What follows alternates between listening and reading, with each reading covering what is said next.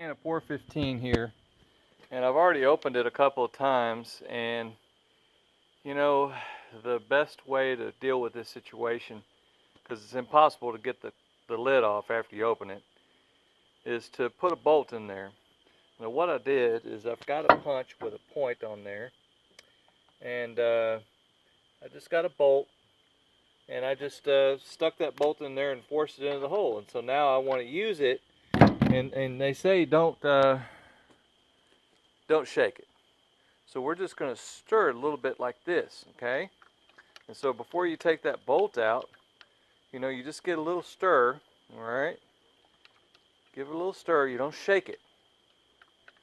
No shaking, just a little spin. You know, spin that sucker around a little bit. All right, and get your disposable brush and your disposable container ready, because I just got any old plastic cup. And you get your tool, and I don't know if it'll work. Let's see here. There we go. Now, I used it earlier today, so it wasn't hard as concrete yet. But you know, you just get a hole in there like that, all right? And that makes it easy, and you just pour you a little bit, and it doesn't take much, okay? And this is a touch-up job. Don't pour too much. Just a little bit, okay? And then you pour a little bit out. You get that screw, and you put it back in there. All right, forget about taking that lid off. Hey, there we are. It's easy as ABC. You get you some. Now, I bought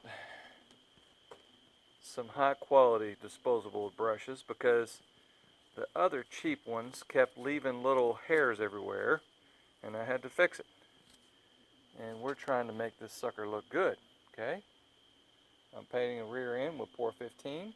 It's a rusty ass mess, and it looks pretty good. But I've got a lot of touch up to do. There's places where I had to repair it or scrape that brush off because there was a part of that brush filament left on there, and I had to scrape that filament off. So I've got some touching up to do to get this thing looking right. So anyway, just a little idea there. Take it easy.